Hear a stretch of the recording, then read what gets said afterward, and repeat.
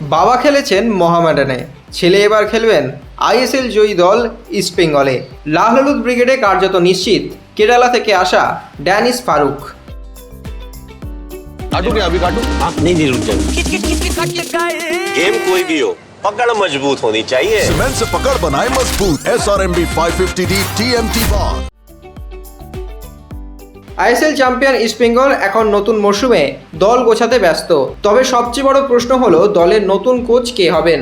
কারণ ঐতিহাসিক সাফল্য এনে দিয়ে কোচ অস্কার ব্রুজো লাল হলুদ ডাগ আউটে আর থাকবেন না। তিনি ইন্দোনেশিয়ার একটি ক্লাবে যোগ দিচ্ছেন।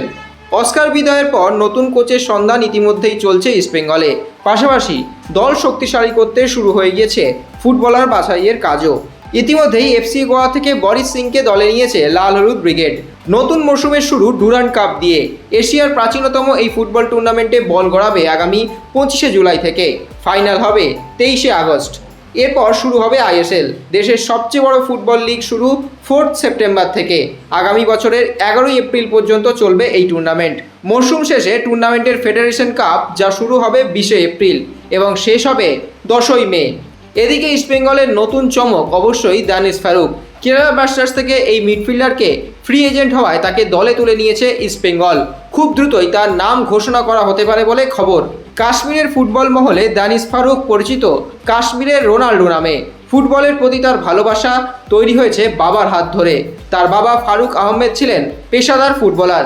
সন্তোষ ট্রফিতে জম্মু কাশ্মীরের হয়ে খেলার পাশাপাশি কলকাতার মোহামেডান স্পোর্টিং ক্লাবেও খেলেছেন তিনি। বাবার অনুপ্রেরণাতেই দানিশের ফুটবলার হয়ে ওঠার পথ তৈরি হয়। দেশের সর্বোচ্চ স্তরের ফুটবলে নিয়মিত মুখ এখন এই মিডফিল্ডার। আইএসএলে তার পারফরমেন্স নজর কেড়েছে অনেকের। কেরালা ব্লাস্টার্সের হয়ে প্রায় 10টি ম্যাচ খেলেছেন তিনি। সুপার কাপেও নিজের দক্ষতার পরিচয় দিয়েছেন। তবে চলতি বছরের মে মাসে শেষ হয়েছে তার চুক্তি কেরালার সঙ্গে। নতুন চুক্তির সম্ভাবনা খুব একটা না থাকায় সেই সুযোগ কাজে লাগিয়েছে ইস্টবেঙ্গল ও দানিশকে কার্যত দলে নিয়েছে তারা।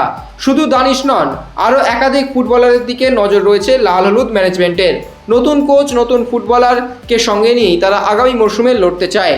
গোয়ার খেলোয়াড় আব্দুল রাবিকে নেয়ার কথা থাকলেও তা আপাতত অন্য কারণের জন্য আব্দুল রাবি ইস্টবেঙ্গলে আসছেন না। সব মিলিয়ে দল গোছানোর কাজ চালাচ্ছে ইস্টবেঙ্গল।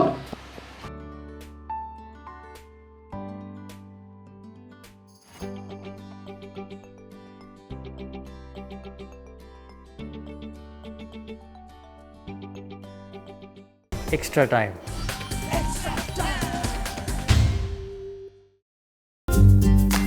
লেটেস্ট নিউজ আর এক্সক্লুসিভ ভিডিওর সঙ্গে আপডেট থাকতে এখনই সাবস্ক্রাইব করুন আমাদের ইউটিউব চ্যানেল। বেল আইকনে ক্লিক করতে ভুলবেন না যেন।